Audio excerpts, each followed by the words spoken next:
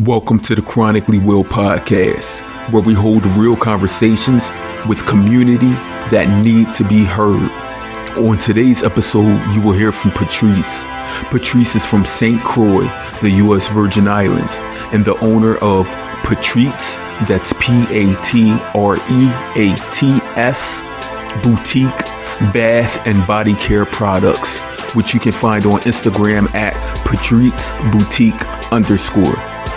Patrice has been living with type 1 diabetes for 12 years, and in this conversation, we dive into everything from medical malpractice, white coat syndrome, and living life with, but above and beyond our own diagnosis.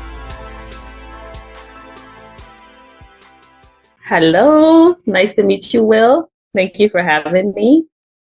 So my name is Patrice Peterson. I was raised in the Virgin Islands, St Croix. So if you hear a little accent, that's what that is, my island accent, my Christian accent. So I am here because I am living with a chronic illness, and I know we'll talk about that further on, but I am a type 1 diabetic. I also own a bath and body care line, Patrice Boutique. So I sell different bath and body products, oils, butters, soaps, shower steamers, bath Patrice Boutiques, is that correct? Patrice Boutique. Patrice, okay. Yeah, like Patrice Boutique. I get it. I like that play on words. You like the play on words? I love the play on words. It's something that I do. I don't know if it's because of like my background, but I also, as I tell people in my past life, I rap, all of those things, poetry, everything. You do it all. You do it all, Will. I do a little bit. I promise you. I just do a little bit. Just try to do my part to, like I said, help better everyone else. Right. But yeah, you're from St Croix. Mm-hmm.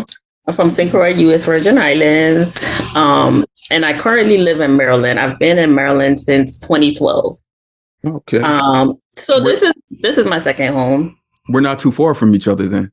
Where are you currently? I'm in Delaware. Oh, you're in Delaware. Oh. Yeah, probably about 25 minutes outside of Philadelphia. I'm in between like Baltimore and Philadelphia, like literally. Really? Like 25 minutes south of south of Philadelphia, about 45 to 50 minutes north of Baltimore. Yeah. Yeah, we're closer to, yeah. You're pretty close because I'm on the Baltimore side of Maryland. Okay. I'm not in Baltimore, but I am between Baltimore, DC, and different parts of Maryland. So yeah, nice. Yeah, I spent a lot of time growing up in those areas. My best friend, he lived in Bowie, PG County. He's worked at Johns Hopkins. So we link up every now and then just to catch up on times. Nice. Yeah. So I'm in Maryland right now. And I like it here. I've been here. This is my second home, maybe third. I don't know. I have different homes, but I've been here as long as the longest outside of the Virgin Islands. So. Okay. Do you go back to the Virgin Islands often? Absolutely. There's nothing like home.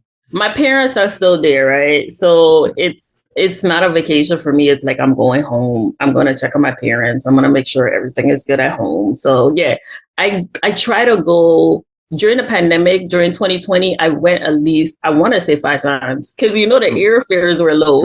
Right. Look. So now I try to go back. And everyone else wasn't going. Else wasn't going. You had the plane to yourself. Down.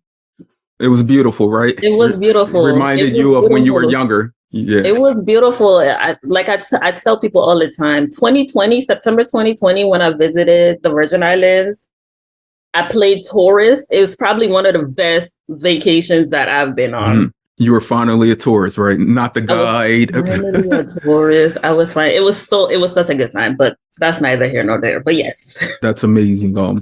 Yeah, I haven't been to the islands and I don't know. It's been quite a few years because me and my wife, we've taken cruises and trips and whatnot. But yeah, it's been a while. It's been a while. Yeah, so it's there. They're not going anywhere. The next time your family wants to invite us, we're definitely open to the idea because I absolutely love my people. Like seriously. Long story short, I was born in Philadelphia. Okay. And a lot of people don't know that because the Virgin Islands is my home, right? Right. I don't even consider being born in Philadelphia. It's a long story, but yes, I was born in Philadelphia. There's no story that's too long for this. We're family. And I appreciate that. Yep, I appreciate that so much. So yeah, I did see. You know what's funny? If I could just say something real quick, I saw you reaching out on my Instagram, right, to do this, but I was hacked not too long ago. So when people send me links, that's the quickest and easiest way for you to get deleted. I don't care who you are. That's funny because I had another person said that. Well, she just blatantly said, "I don't click links." No, we don't click links. But I said in response, I said, "You're on Instagram." I said that this is a huge link because my background as a media literacy educator, I know that there's no great difference between clicking a link to something like Instagram or just clicking a link in an email, because at any given time we can be hacked. But I understand because that's my background, my expertise, my knowledge, but you not knowing that, I understand. I went on your page and I was like, okay, I understand. I see where he's coming from there. So I clicked on the link and then I kind of read it and I was like, okay, all right, we good. I want to do this because believe it or not, like it's not a lot that I talk about. I don't know if we're gonna get into it, but when I saw the link, I was like, okay, I'm more than happy to do this now that I know it's like legitimate. No two type 1s or two persons living with chronic health conditions are the same. And it's not because of no hindrance or burden or whatever. It's just your own personality. That's okay. You are you. You're an individual and your individuality matters.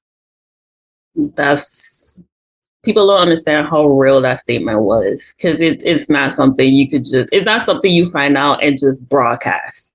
Right. It takes a while to process and understand yourself what is happening.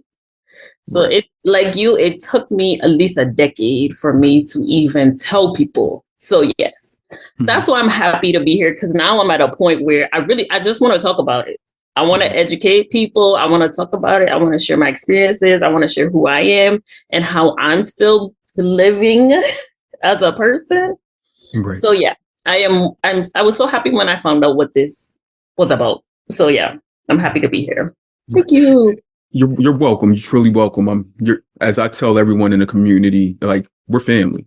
You're my sister. I'm your brother. Yeah. And I mean, any resource or guidance I can ever help you with in this world, I will.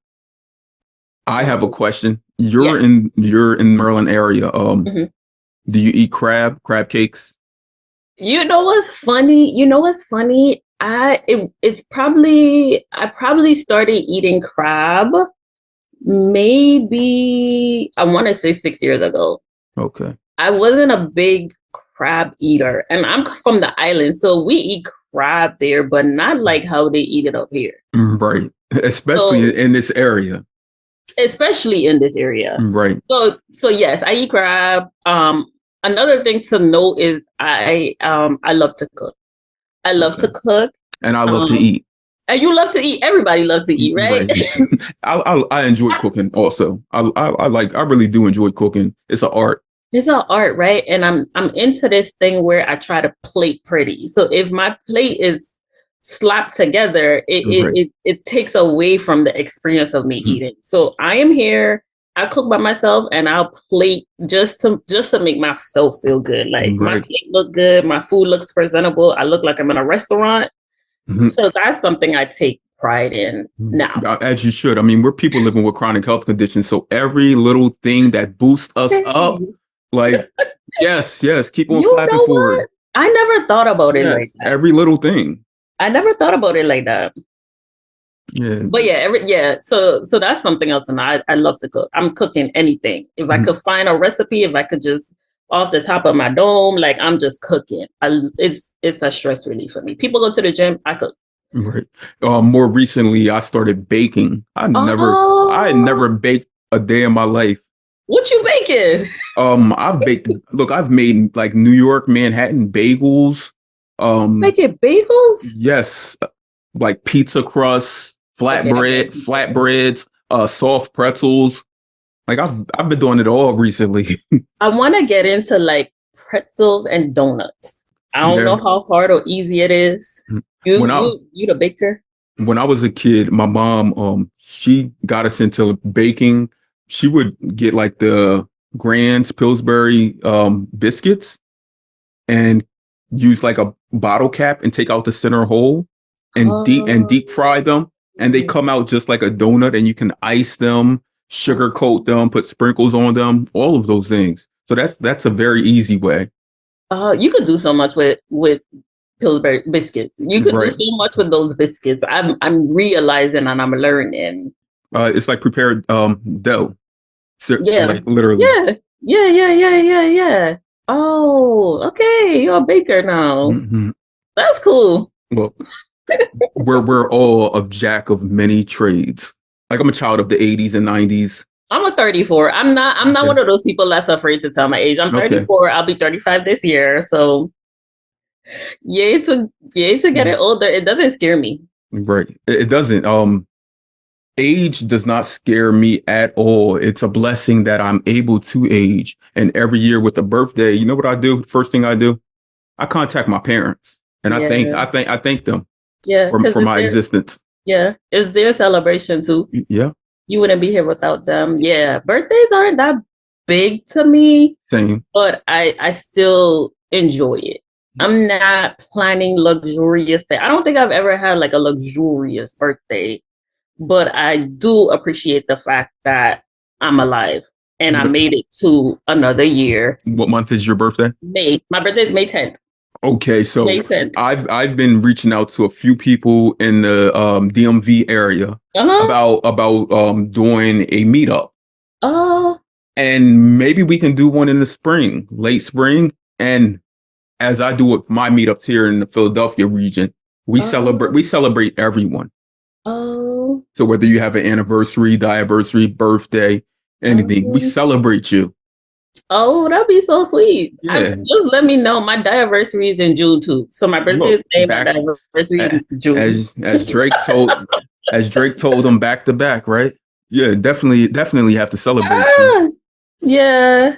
Yeah. So let me know. I'm down for that. That sounds good. I'm down for meeting new people.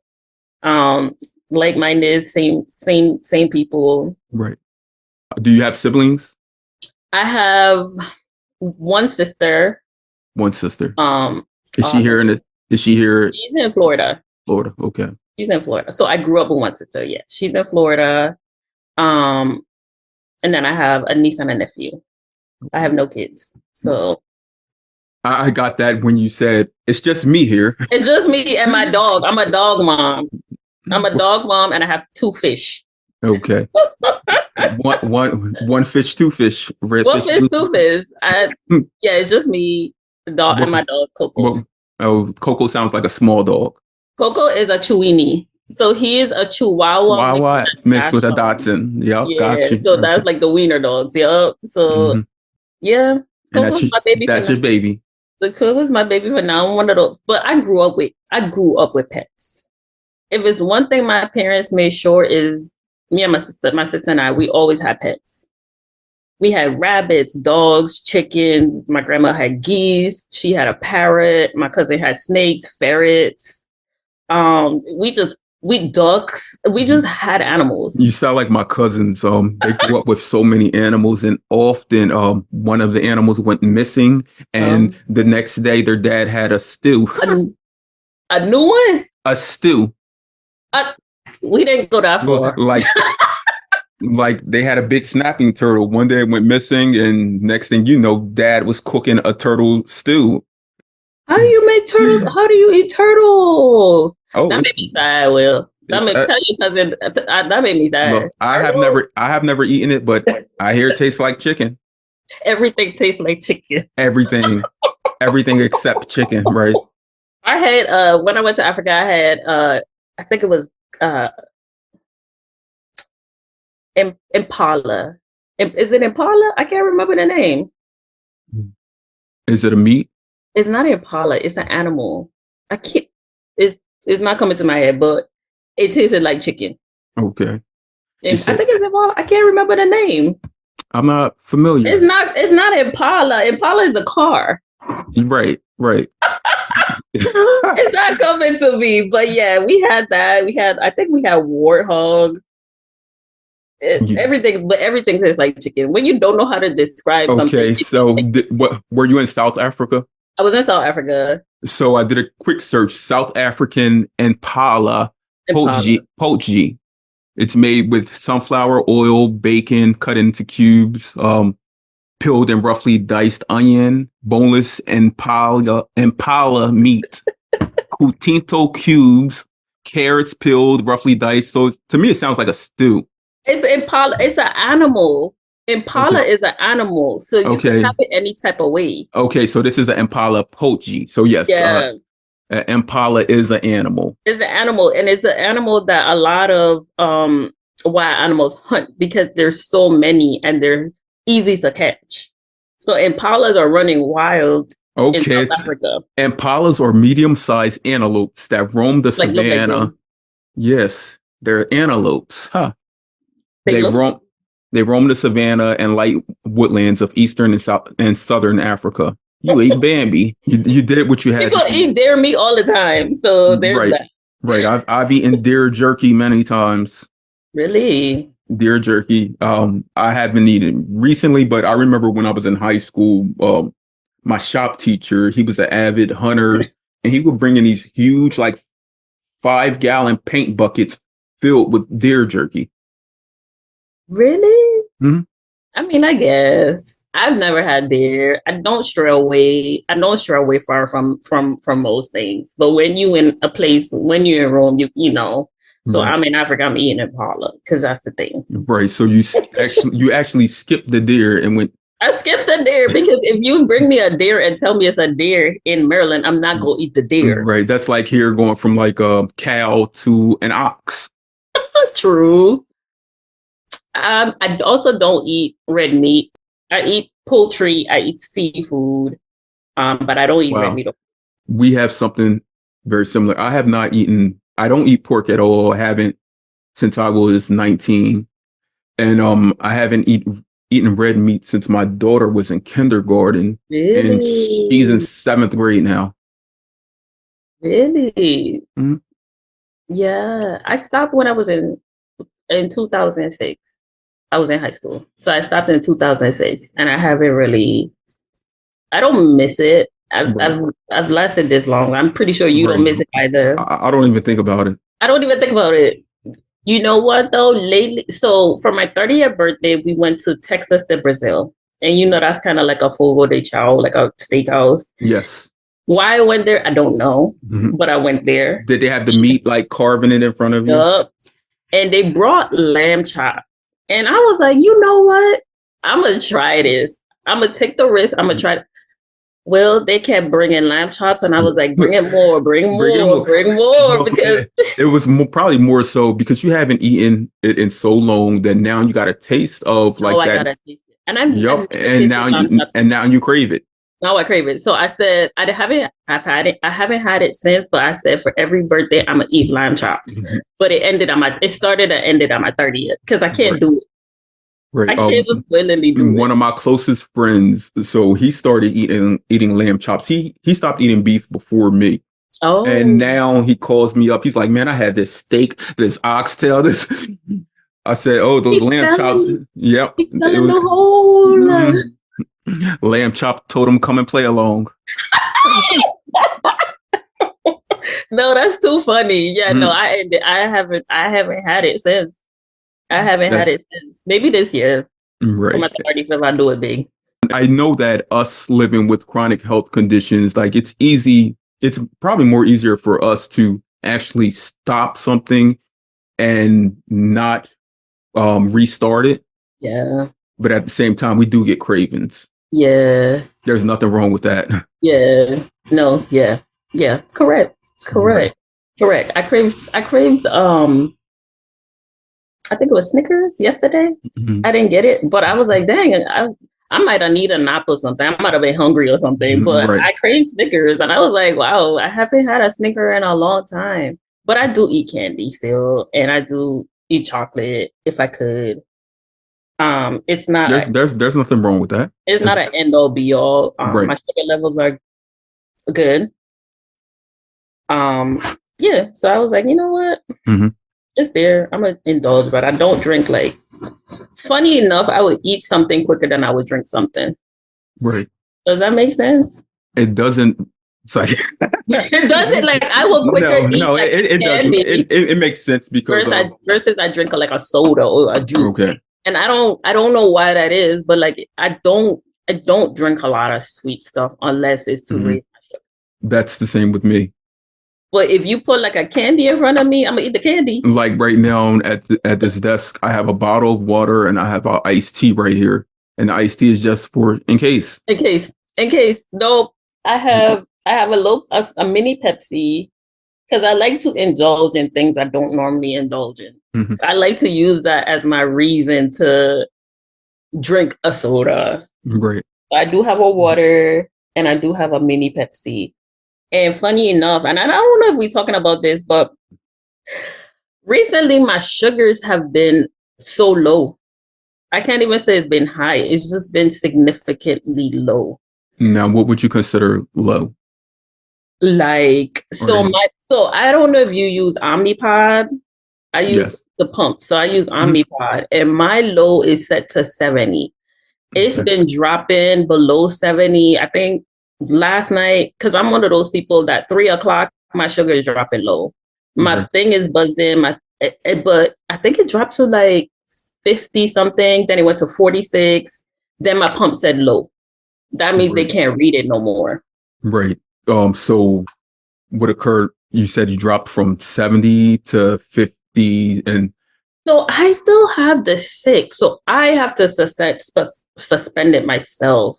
So I caught the low. I drank my Pepsi. You're using Omnipod Dash? Yes. Okay. What do you use? Are you on a pump?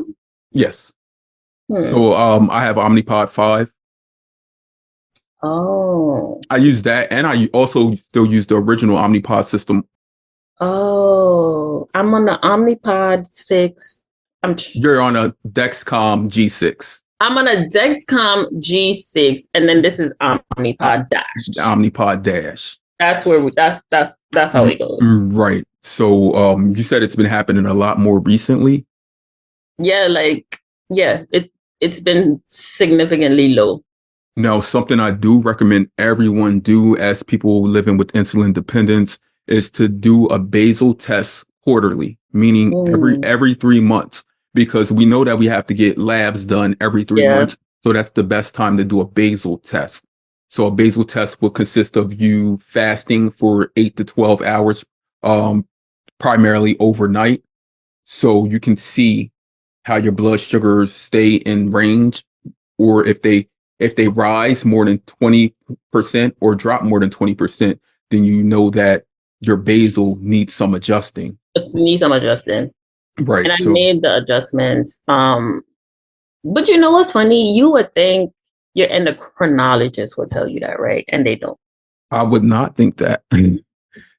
Because through the lived experience, I know that I've learned more from people living with diabetes, people who just take it upon themselves to study and research it, than the endocrinologist, because the majority of endocrinologists only see us for a short period of time while we're in office, and all they look at are graphs and trends, and they typically don't tell you, say if at 5 a.m. you drop down to 55, they don't tell you that drop down at 55 at 5 o'clock in the morning is because of the insulin, that the basal insulin that you consumed at 3 o'clock in the morning. Right. Like most of them will not tell you that. They'll just tell you to suspend your insulin or do a temp basal to stop it, not knowing that stoppage is actually going to affect you later on. I have a more hate with endocrinologists. I wouldn't even suggest mine. I would say endocrinologist in general. And I keep asking my primary care to just please be my endocrinologist because I'm paying her my copay and she's just basically telling me to do better. Or, hey, maybe we could do this or this. Maybe we could try this. And I'm just like, I don't like her. Not as a person. I just don't like endocrinologists. Right. So my endocrinologist, I've had. I hope you don't see this. I still like you. If you seeing this, my endocrinologist. If you seeing this, my endocrinologist, they know that I primarily manage my diabetes. Okay. They're typically there for just to set up appointments and to get my prescriptions going. Yeah, I've been self-managing for at least the last 10 plus years. Yeah. And my endocrinologist, when I got my new ones in 2020, I made sure that they were people that I could relate to. Right. So I did thorough investigation and research into them. So they are women of color, women that look like us. And I do know that just being able to communicate with them, that they truly understand me more as a person because we have similar backgrounds. So I do advise people to do research on who you find as an endocrinologist. I mean, yeah, that's true. I just, like you said, I just use her so I could get my prescriptions and be okay because I self-manage too, or I try to. I work with my primary too, but she's not an endocrinologist. She's not type 1 as acclimated with type 1. So she prefers me to go to the endocrinologist. It's probably more so you two are learning together. Probably. Yeah, I had my primary care. I've been with him since 2009. And I remember for years he was telling me that I didn't need certain advanced technology because I was maintaining a great A1C or whatnot. But when I told him that I wanted to even ease my management more, he said that, well, if you want to get a pump, you're going to have to go to an endocrinologist. Yeah, maybe that's what it is. As long as you have a good, healthy relationship with your medical team, then you're literally the boss. Right. When you hop into that office, you run shop. And I tell everyone that. Because if you don't come there and if other persons with chronic health conditions don't come there, then they really can't run. Right. Right. I'm not saying that I'm putting the bread on anyone's table because they have the education and the background to do the things that they do. But also they need to be able to work one-on-one with individuals and not compare us to other persons living with the same health condition. Correct. It should not be grouped at all because they don't do that with other health conditions. But when you hear the term diabetes, everyone looks at it the same.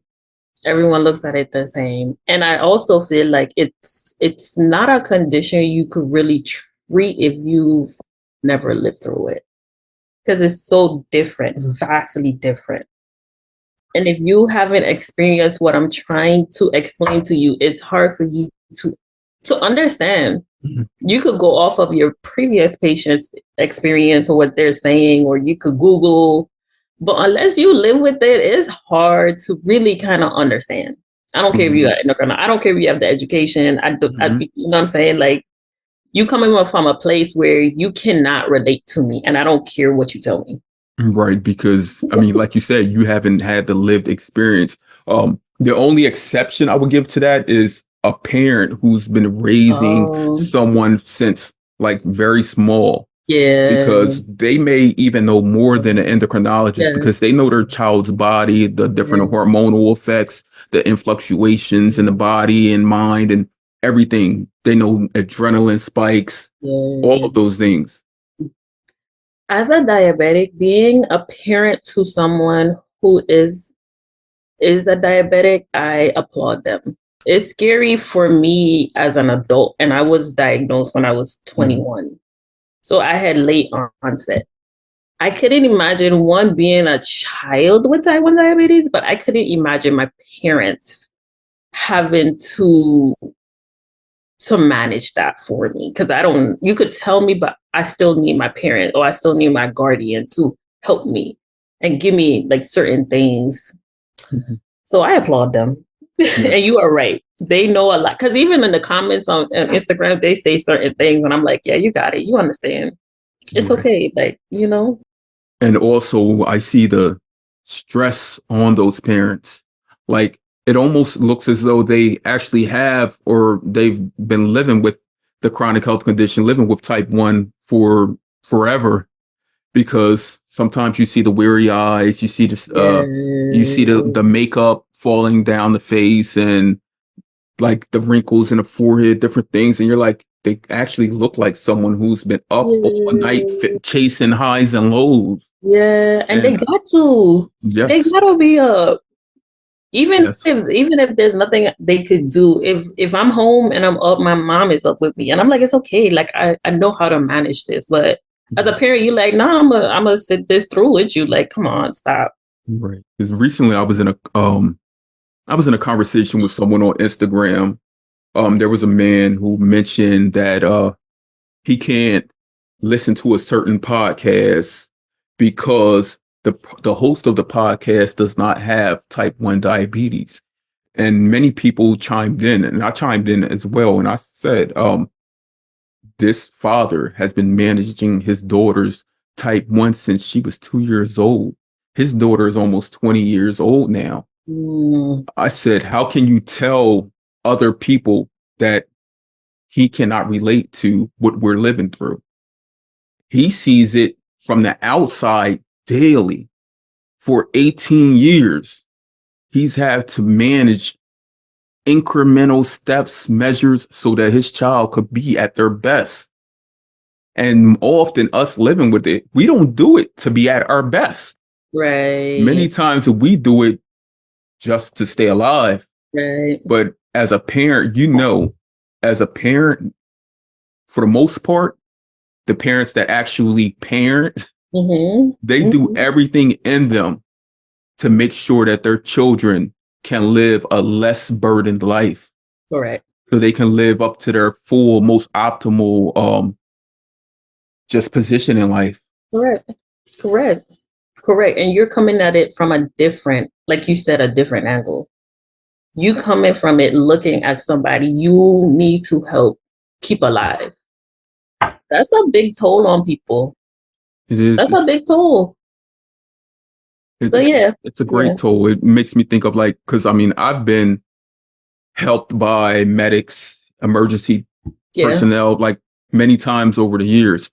And just imagine if there was a EMT or medical personnel like besides you, like for your whole childhood, adolescence, teenage years up until adulthood. Like you needed them. These parents are that emergency personnel. And not only that, they're raising the child just to be normal. Just to be normal. It's a lot of different illnesses or ailments or chronic diseases that I applaud people, but also their guardians, because it's something different. It's a different type of parenting and a different type of existence at that point. So I've been in the hospital a couple of times because I've had DKA, which is diabetic ketoacidosis. Yes. And I realized that they don't really know what to do. Like nurses, they truly don't. I want to say doctors too. They don't know how to treat.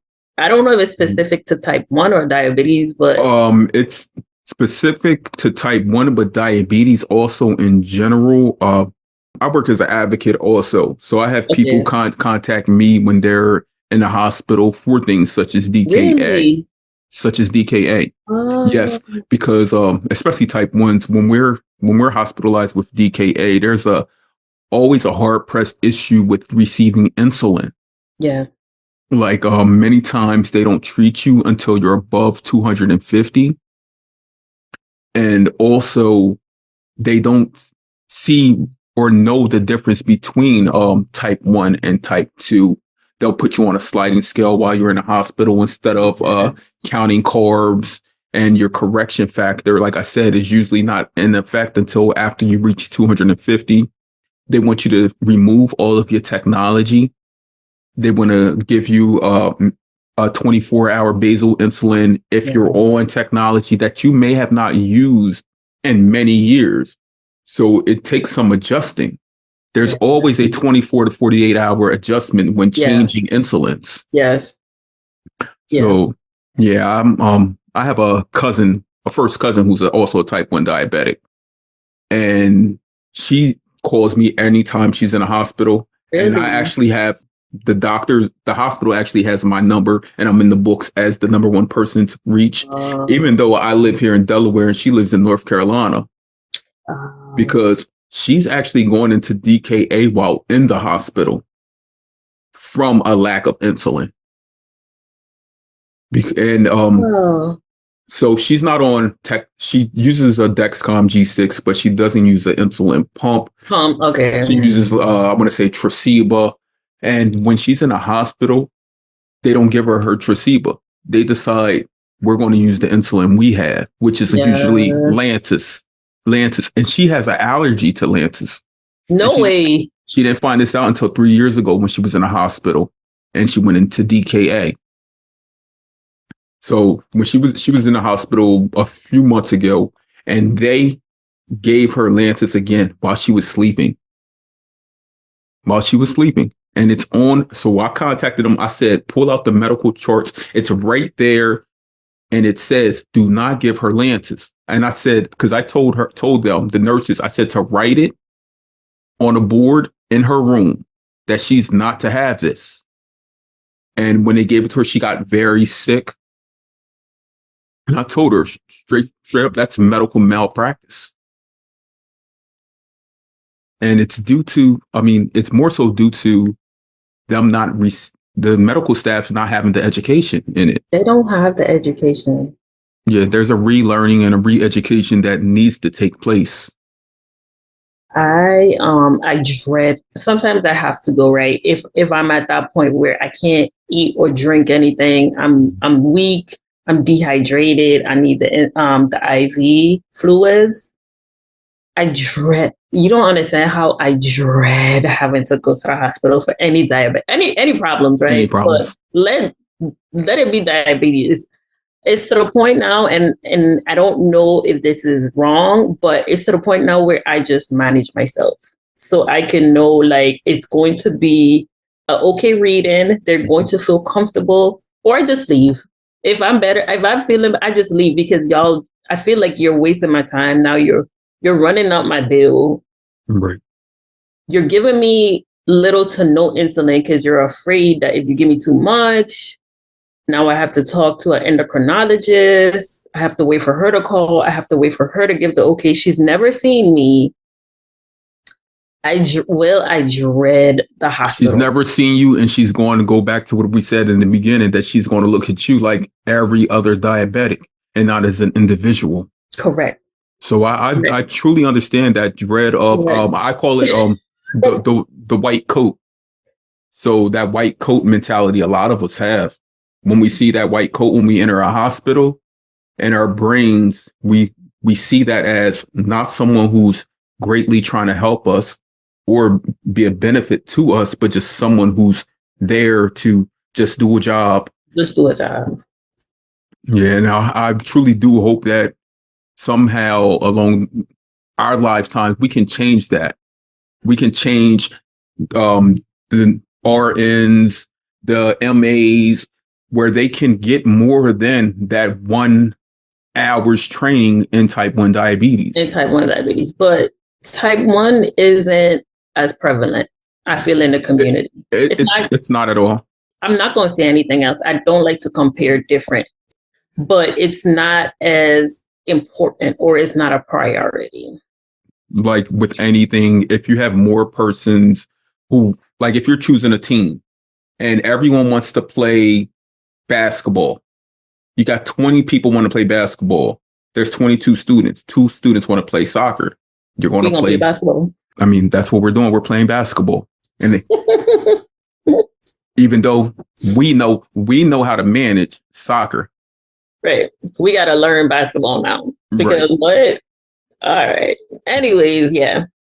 In your family, do you have any background in chronic health condition, autoimmune, any other type 1? No type 1, no real autoimmune. Basically, hypothyroidism, any IBSs? No.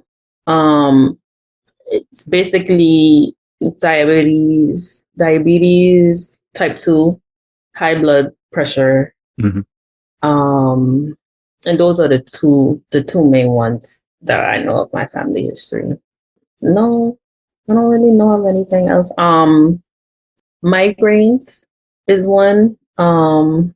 Nothing else autoimmune or nothing else related to anything off the scope other than the basics.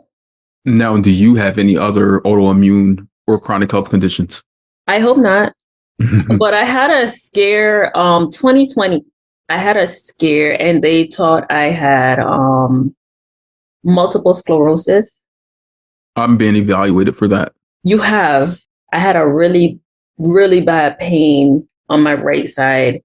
And then my hands were very numb. And I thought it was neuropathy.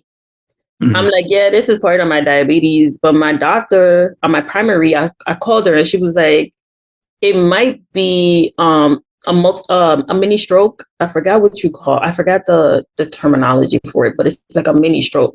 She was like, I need you to get to the hospital right now. And my primary is very like, I don't know, for lack of a better word, very anxious. If I bring anything to her, she's very like, because of my diabetes. So I'm telling her I have a pain and she's like, get to the hospital now. When I tell you that was the worst experience of my life in a hospital, that was 2020 around COVID. And then on top of COVID, you have people sick not sick from COVID, sick from other things. I left. I was not even seen. I'm like, I can't do this. If I have a stroke, then I'm gonna just have a stroke. I'm not. I went back though. You went home and put on your white coat. I went home, and then I went back. And then they did what they do, an MRI? An MRI. On your brain? Was inconclusive. Like they it couldn't be read. So now they're telling me you might have multiple sclerosis, but we don't know. You have to see a neurologist. I saw the neurologist. She wanted me to take another MRI because she did not like what the hospital presented to her. When I tell you, I have not heard from this lady. Mm-hmm. Since 2020, I have not heard from this lady. She actually left the practice. Ahead of going to get that those MRIs, did you have any fears of getting them? Because I often hear people who have fears of like really just getting the MRI, getting their brain scan, things of that nature, because more often than not, there's something else that will pop up. Oh, you know what? No, I don't think I think I've had an MRI before that, but that's the only one I really remember. And no, I just wanted them to know what was going on so I could leave the hospital. I think I was more fearful of being in the hospital than the MRI, if that makes sense. The MRI didn't scare me. I understand because you keep talking about this hospital. I know. Look, this is going to be titled "Keep Patrice Out the Hospital." No white coats. That's no white coat. No, I wasn't afraid. I didn't think anything. I have type 1 diabetes. I don't have any other autoimmune conditions or chronic health conditions, but I do have white coat syndrome. You have white coat? Yes. No, that's a real thing, and I think a lot of us have it. If you were to put a poll up, I think a lot more people would say yes then. So I'm realizing I keep saying it, but I'm realizing it's a real thing for me. It's a real thing. As I'm talking to you, I'm like, yeah, you keep saying this. And you even mentioned it. I'm like, yeah, this is a real thing. I hate hospitals. Yeah, I mean, part of this podcast is a healing process. In 2012, I actually formed my own organization, which is called Help Live Art, healing every living person through traumatic life experiences. And one of the things I do is I work with children in schools, in alternative school settings that have lived through traumatic experiences, and I help them heal through art. So whether that's creating your own art, understanding media, creating your own brands so that you can write a path to hop on your journey so you can be the best version of yourself. Like I do those things. And a part of what I do in this space, like via Instagram and a diabetic online community, is helping people, guide people so that they can be at their best. Because living with type 1 diabetes in itself is a traumatic experience that we live through. And it's not that we live through every few days. We live through it every day. Because when we think about, we have to take man-made insulin to stay alive.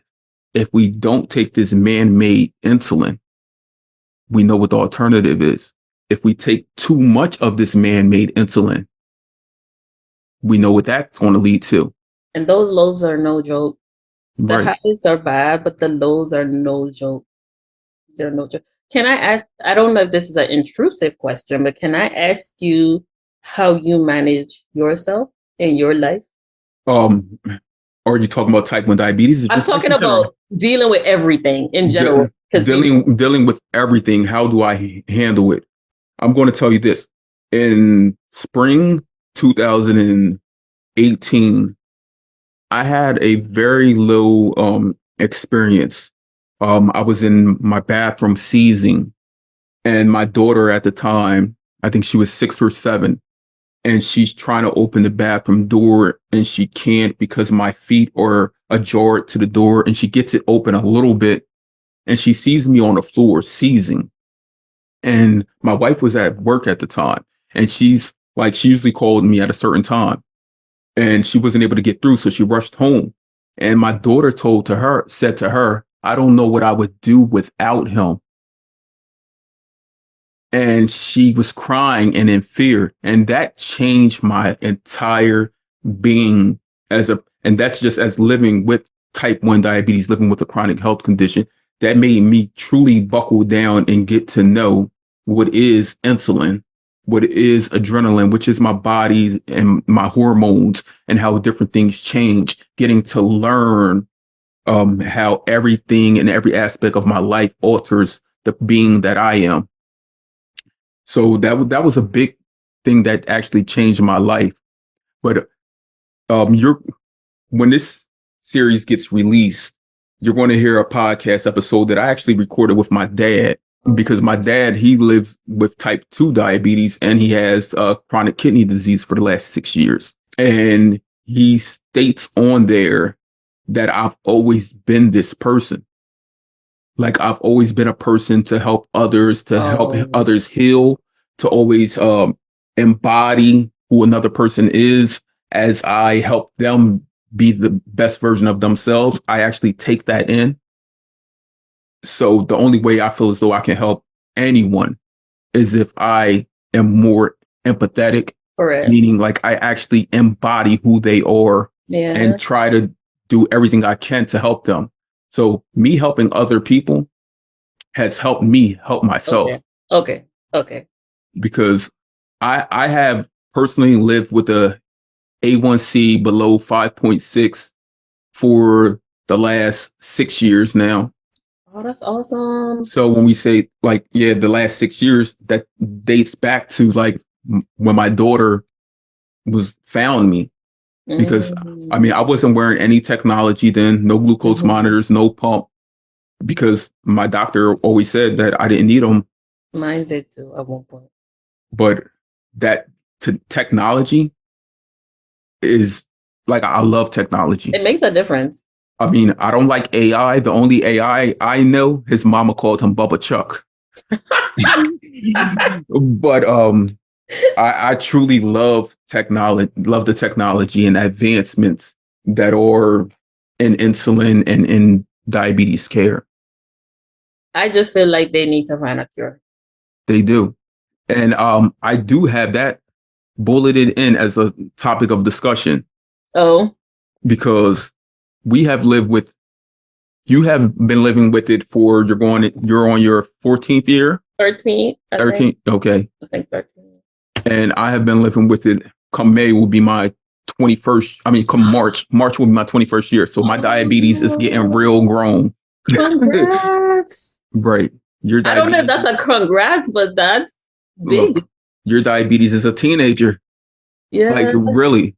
Yeah. Just think about the years growing up, all of the changes, the hormonal changes and whatnot. And now you've lived another 13 years going through more hormonal changes and challenges and fluctuations without having a hormone that majority of people have. So I always say like, it's a blessing that we're here. Yeah. But also sometimes just take time out to just breathe. Yeah. And just consume the air, the energy, and just say to yourself, like, I made it. Yeah. And I'm continuing to make it. Yeah. Like, I'll tell you this. I don't know if I cut you off. I'm sorry. You didn't cut me off. This is about you. I'll tell you this. So I'm the type of person, the last couple of years, I've just been a get up and go person. Like there's nothing that could really stop me. If I want to do it, I'm going to do it. I don't care. I don't care what people think. And that's what I've been doing. And everyone's like, oh, you saw up and down, spontaneous, I guess I would say the word. And I'm like, I would attribute that to having diabetes because I have been at a lot of low points within my diabetes. And we haven't even touched on that, but I have been at a lot of low points to the point where I could even say that I have experienced life flashing events that happen. And I'm like, I have a chronic illness. I'm not the type of person. I have a chronic illness. Of course, I'm going to live my life to the fullest. Right? So if I want to do something, I am the type of person that believes anything can happen tomorrow. And that's not coming from a pessimistic view. That's coming from a live your life for today. So that's what I just try to do. I just try to live my life for today. If I want to go to Colombia tomorrow, you're going to go. I've done it, I'm going to go. If I have the means to go, I took my dog. I wanted to go to Colombia for my birthday. I took my dog and I went. It was a very last minute trip. We got held up because I didn't have the right to work. Your dog had a trip to Colombia. Yep. My dog has traveled most places. He went to Vegas with me. He goes to the Virgin Islands with me. He go to Colombia. He go to Florida. He goes all over. He's a traveling dog. He's well behaved traveling. He's well behaved. So I take him with me. I recently started dating someone, and that person is very in tune with my diabetes to the point where it's like, chill out. I got this. I've been managing this my whole life. You're okay. But that person is very research. When I tell you research, would tell me things that I didn't even know. And I didn't realize how appreciative I would be of that because I've been doing it myself for so long. So the fact that this person is making sure they bring a candy or a drink or just making sure I got my pump with me because I leave it all the time. Making sure boxes are checked. It's such a great feeling to feel that somebody else is with it. He has your best interests at hand, like the parents who are raising young people. Correct. I commend your person. Yeah, correct. Because I'm a very do it by myself person. I'm a very independent person. And diabetes is a lot. It truly is. It truly is a lot. We manage it 24/7, 365. Like there is no second of the day when we are not managing our type 1 diabetes because the insulin is in our bodies. And if we don't have the insulin in our bodies, then it's the same. It's a great burden. Yeah. But at the same time, I love that technology is helping us. There's a lot of medical research that's going on right now in trying to find cures. Oh. I mean, even with a cure, I still would say that we would still be considered diabetic because at any given moment, if something were to alter it, it will be back. That's just like with the transplant. Even if you had a dual kidney, pancreas transplant, like many people have had, if something were to go wrong during that transplant process over the years, you'll be back to having chronic kidney disease, back to having diabetes. If a cure was here today, what would be the first thing you would do? I will wait. I don't trust healthcare. I will wait. I will wait it out. I will do my research. I will make sure that this is benefiting me, because I feel like even if there is a cure, I might just better off managing. I might better off staying with diabetes. I'm managing it myself versus something not going right with this cure, quote unquote cure. Now, and I've heard that many times from like people who were diagnosed younger Really? age, like as toddlers. Really? They would say something along the lines of what you just said, that like, because diabetes is all they know. Right. But considering you were diagnosed at 21 years old, Yeah. like myself, I was diagnosed at 20 years old. Oh, okay. Many similarities. So you would get the cure right away? Oh, the question wasn't right away.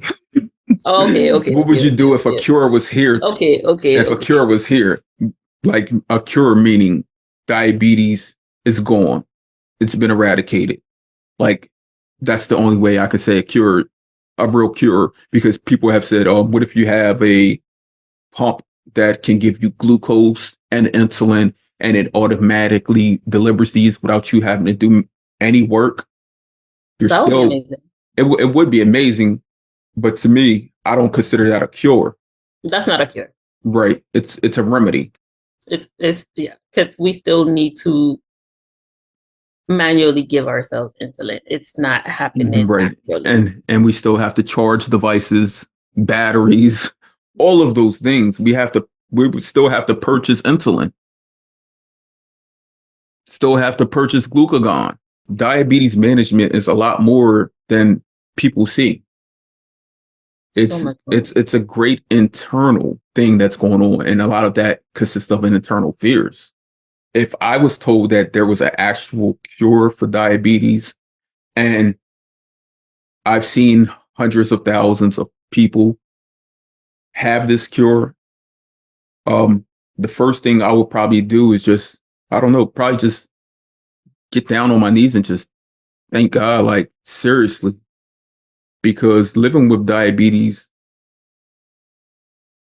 for the last 21 years has been the greatest burden on my life. And I'm not going to, it hasn't stopped me from doing things, but it has limited me at times. Like, from simple things as wanting to go for a drive and having to check my glucose levels, wanting to go for a walk, getting halfway through my walk and like, my glucose levels are dropping. Or if I'm at a sporting event or a concert and adrenaline spikes me. Like, there's some simple things when it comes to living with diabetes that people truly don't think about. And then it's like you get a spike. Now you don't feel well. And now you always have to use a bathroom. And that's things people don't think about. It's like now I feel like I gotta explain to people like why I keep having to go to the bathroom. It's because my sugar is high. But that's not common knowledge, right? Not at all. Not at all. I remember when I was first diagnosed, one of my closest friends, she compared it. She was like, oh, you have diabetes. So-and-so's grandmom has diabetes. And when she urinates, it's clear. And this was like a 80-year-old woman. And I just went and started talking about something else. Correct. Because, correct. Something like that happened. I remember, I'll never forget this. A lady was like, I can't believe you have diabetes. You're so skinny. And I didn't even know what type 1 was when I was diagnosed. So there was a lot that I had to learn. Mm-hmm. But I know at that point,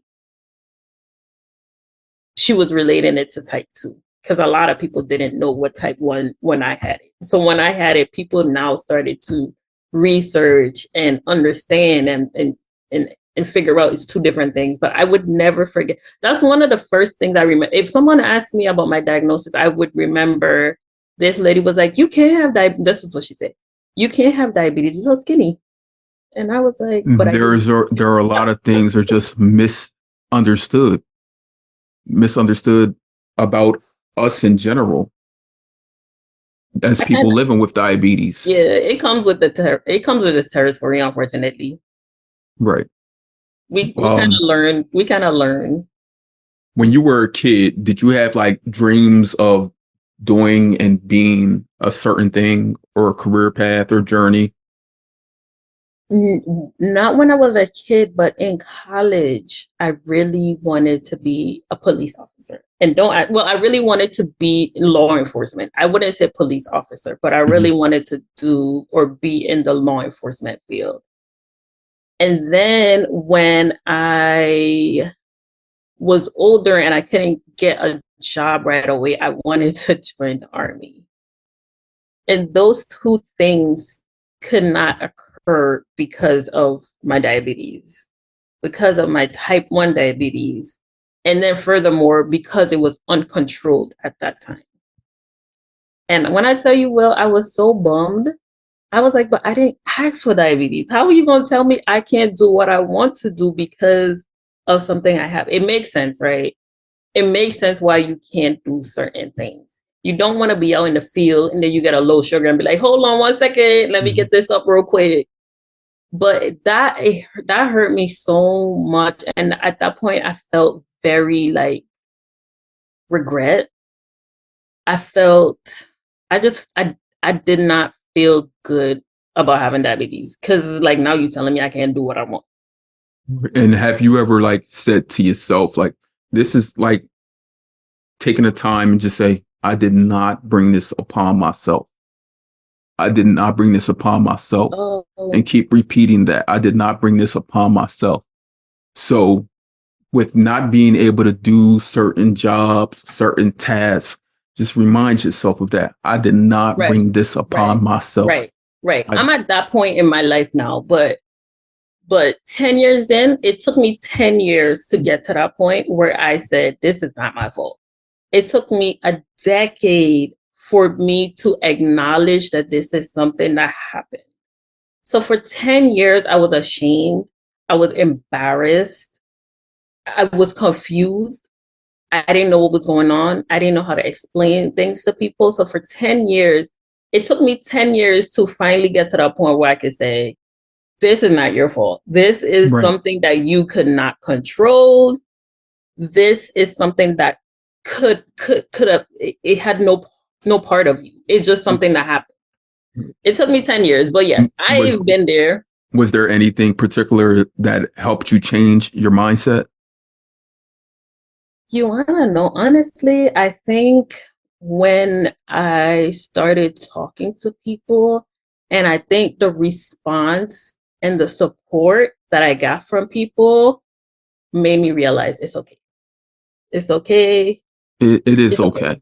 It's okay. Yeah. I think the support and the response that I got from people really made me feel at ease. I think just the fact that I wasn't doing it by myself anymore it helped me greatly to get to this point where I'm like, you okay, girl? You okay? It's okay. It's not your fault. It's not at all. So yeah, I would say my family and my friends. And I know, like, personally with me, for a great part of the first probably 5 or 10 years of being diagnosed, I'm not going to say I hid diabetes, but majority of my family and my friends, like, I never spoke about it to them. You never spoke about it. Not at all. You never spoke about it. And I don't know, like, what was the reason behind that? Was it that I was still living through a traumatic experience and unable to? Because today, everyone knows. You got a whole podcast. Look, everyone knows, and everyone knows I extend this olive branch always to help the next person, whether they're living with type 1 or type 2. I do everything I can to help them. And that's part of what I want to do with this podcast, just to help people help others. Yeah. Because it was many years before I met another type 1, seriously. Yeah. And then those years were doubled before I met another type 1 of color, someone that looked like us. Oh. Do you remember the first time you met someone of color with type 1 diabetes? Yes. You do? It was a girl I went to high school with. And I found out she had it. And for a while, I was communicating with her through Facebook. And she was helping me. And this was a very early stage. So, yes. Yeah. I don't know how they have not been a person. I don't know how I would have been impacted if it was not a person of color. I don't know what the difference would have been. But when I tell you, I was so happy that I found this girl and that I could go to her and ask her questions. And no, I mean, I was going to say a big fear of mine was having kids with type 1 diabetes. And she had kids. So I was very intrigued, and she was just talking me through everything. And when I tell you, when you find out one person with type 1 diabetes that you could go to and can relate to and can talk to, that means the world to us, because nobody else knows or understands. It truly does. Community means everything from, I mean, whether you're someone who has similar interests, y'all play the same sports, like the same food, same type of entertainment, same type of clothing, fashion, got the same dreams or ideologies out there in the world. Community means a lot because it helps us maneuver at our best. People that have similarities to us, to our own likeness, just by them moving and doing their actions, it helps us do the things that we do. Yeah. Face value means a lot. Yeah. It truly does. Yeah. Now you go outside and you see people wearing their pumps, and I'm like, right. Hey, cousin. Do you remember the first time you got any technology? It had to have been, I want to say, at least 8 years ago. Maybe more recent. Maybe I want to say 2016. Okay. I want to say 2016 because I was very against it. I was very against putting pumps on me. I was still in my shy phase. I don't want people to know. I don't want people to ask me phase. That's still very recent. I remembered. And I remembered she put it, the lady who gave me, it was my my Omnipod. The lady who gave me my Omnipod put it in a very strange place. It was very and it was poking out through my pants. She put it on my thighs, but my front thigh. And when I was wearing the jeans, it was poking out. And I remember I was so embarrassed by it. I was like, oh, no, I can't live without it. And you said you used the Omnipod Dash. Omnipod Dash. Have you looked into the Omnipod 5? What's the Omnipod? The Omnipod 5 is an automated delivery system. Yeah. It has an automated system in it. So if your blood sugar, if it notices it dropping low, it will pulse your insulin automatically to stop you from getting low. And it gives micro boluses as you're going high. So it takes away a lot of the brain work that we do. You know what? I want to say I have it, and I keep asking my doctor about it. I don't know, because it's two different things that came out at the same time: Dexcom and the Omnipod. So, I mean, off air, we can continue the conversation on that. Okay. Yep. I told you from the beginning that this podcast was more so about learning the person.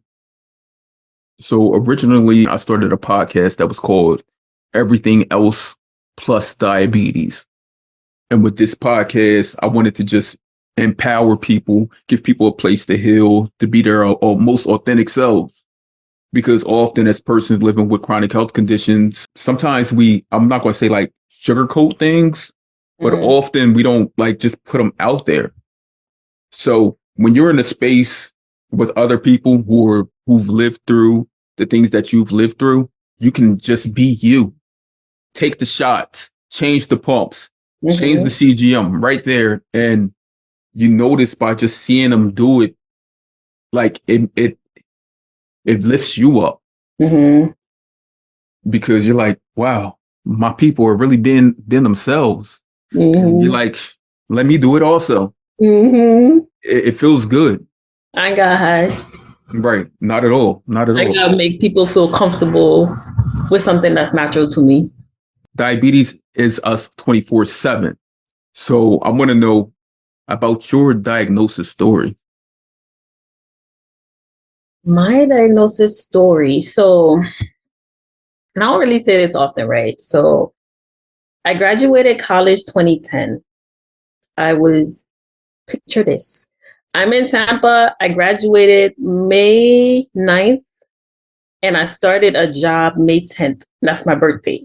So a lot of good things is happening to me in 2010. I'm working a job. I'm getting $12 an hour. I feel on top of the world because at that point, that wasn't a lot of money back then.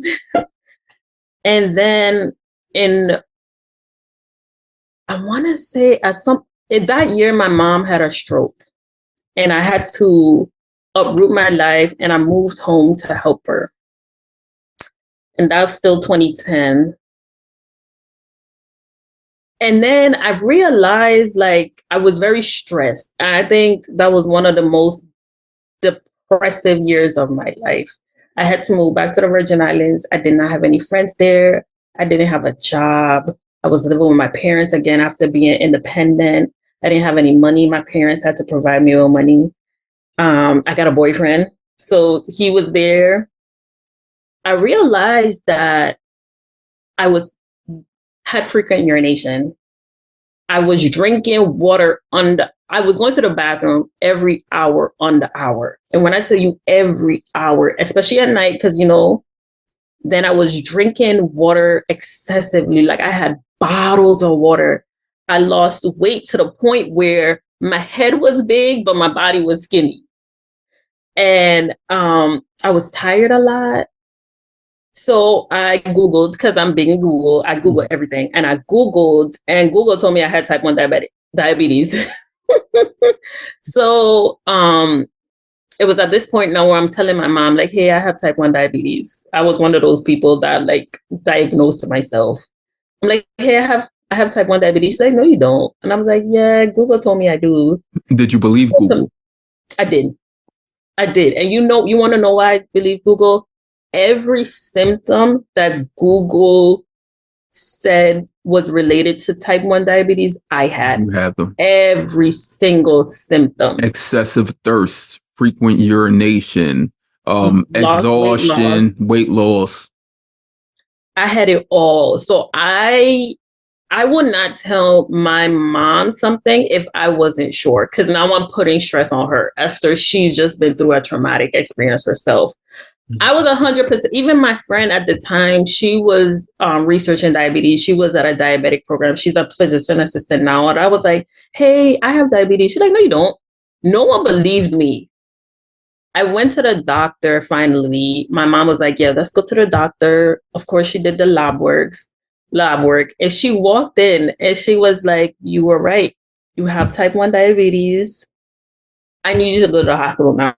Because I was at, my A1C was at a 12 at that point. And I was in the hospital for at least 5 days and I got out and life as I knew it changed. And this was all in St. Croix? This was all in St. Croix. And then a funny story is I was diagnosed in 2011 and 2012 is when I moved to Maryland. So I moved up here. I moved to DC with my friend at the time, fresh off the boat, diabetic. They know nothing. I didn't know nothing. I'm surprised my parents even let me leave them to come here. Mm-hmm. But it was such a depressive time in my life, a very, very low point in my life. And you know what's funny? This a little side note. I was talking to my friend who also has autoimmune And she was like, Patrice, I've researched. And she was like, I really think autoimmune diseases come about because of stress. And I don't know, don't quote me on this. I don't know the significance between stress and autoimmune disease. But when I looked at my life, the months prior to, it makes a lot of sense because stress, I was stressed. More stressed than ever. More stressed than ever. And I'm going to tell you this. I 100% agree with that because I know upon my own diagnosis in 2003, I had been going through the most stressful time in my life. Like my parents had lost their house. Me and my younger brother were living in a motel. My grandmom had just been diagnosed with brain cancer. And like, I didn't get the sickness that a lot of people say they got.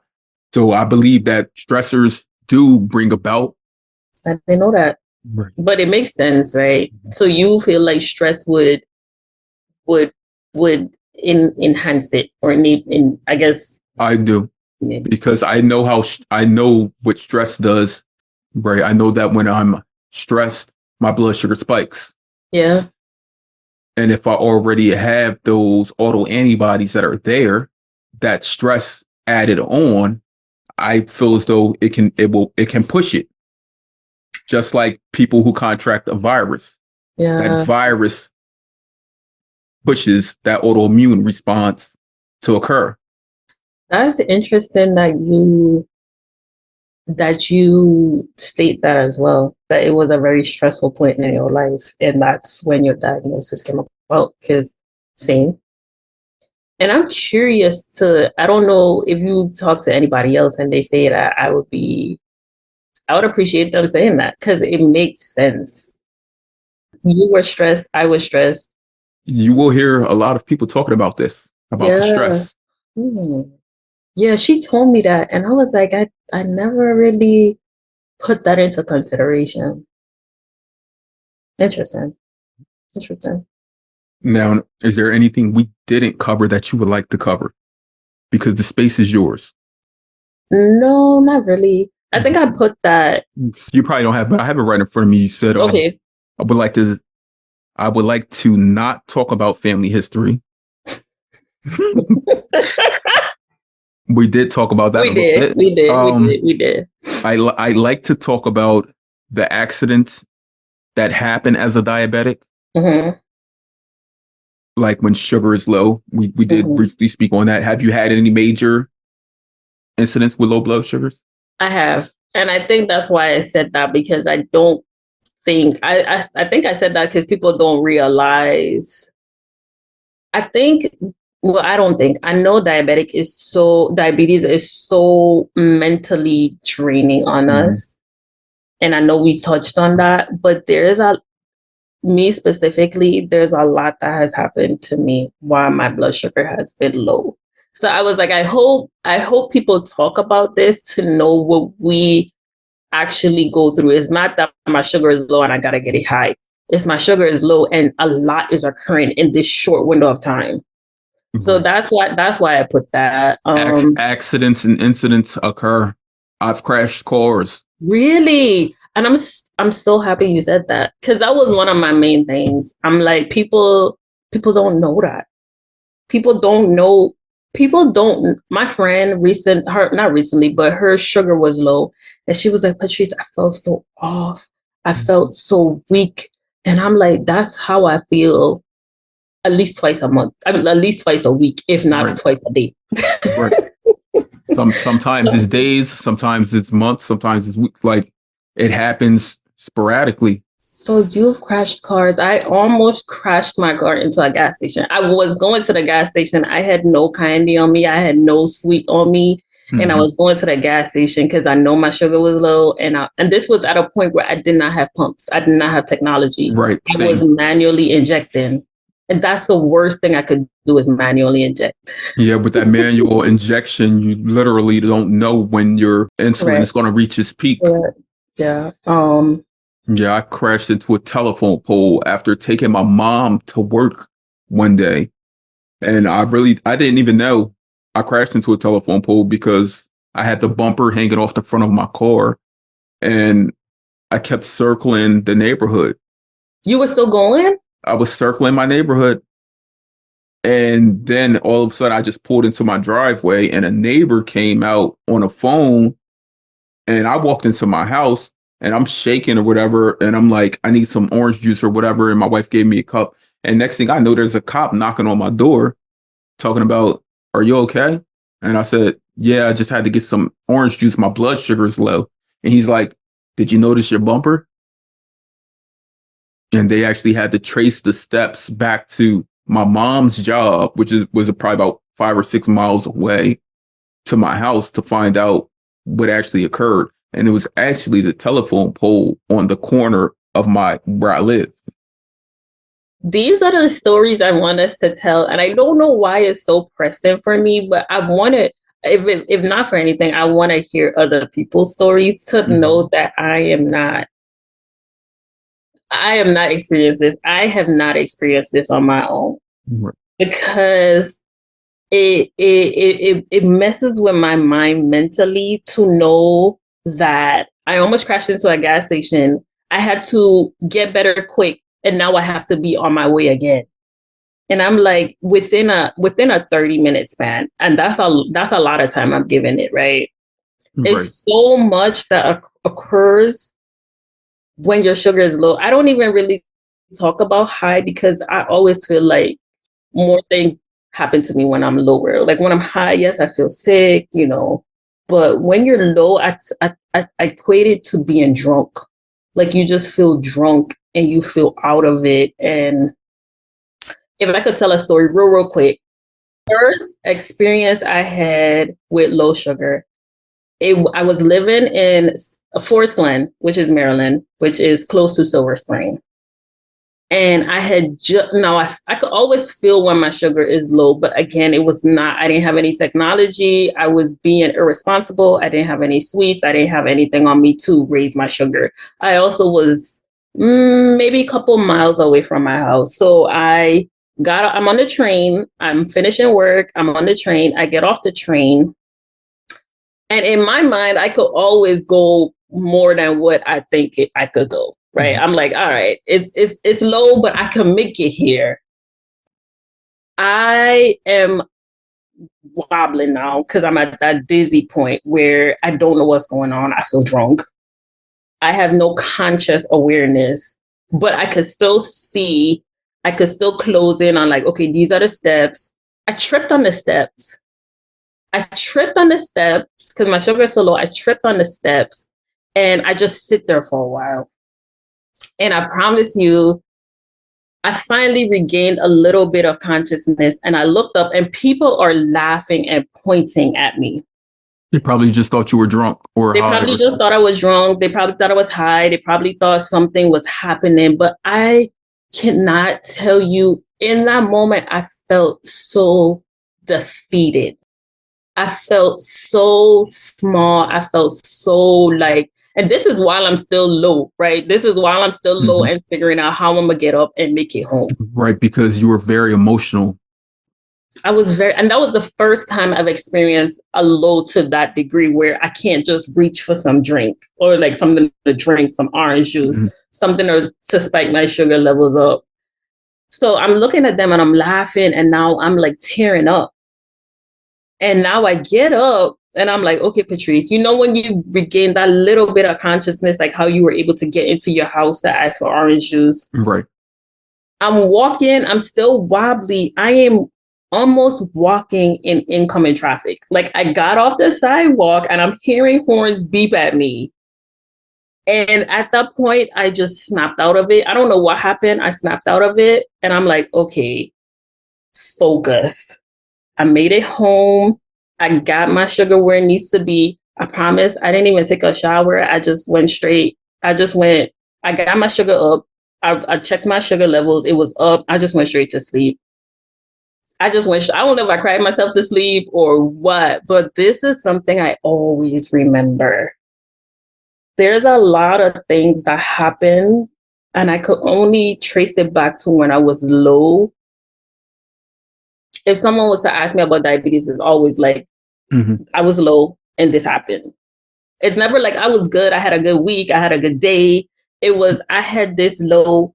I fell on the stairs. I tripped on the stairs and I saw people laughing at me. And after that emotional experience, I am conscious enough where I could walk. And now I think I'm okay. And now I'm walking in incoming traffic. And that was, I think, 2012. That was probably a couple months after I was diagnosed. It was still a very new state. So that's another reason why I just kind of hit it. Because I'm like, I don't know what to tell people. There's a great point in education that we are not given upon diagnosis. We're not told about those things. We're not. About the altered minds of people who are insulin dependent. And that's something that I believe can easily be told. And that's why I put that down. That's why I wanted to talk about it, because I don't feel like we talk about it enough. Right. Because I'm going to tell you here, Patrice, your path that you're on today, I'm going to tell you how much I'm appreciative of the person you are. You've not only told your story, but you've shared the reality and the realism that is living with insulin dependence. Yeah. It's more than we see on an ad or commercial. It's more than someone's aunt, grandma, uncle. It's more than the technology that people think cures us. It's so much more. It's the individual and the person, because like I said previously, we are managing this 24/7, and your vulnerability right here is going to help someone else. Yeah. I know that personally, we're all going through our own therapeutic measures and remedying the traumatic experiences that we've been through. But today, your insight, you being able to open up about this, I'm sure it will help yourself, but it will also help someone else who may be newly diagnosed, maybe the parent of a child who is diagnosed, maybe someone who's been living with it for 20 years, just to see, hear, and know that other people have lived through this will help them. Right.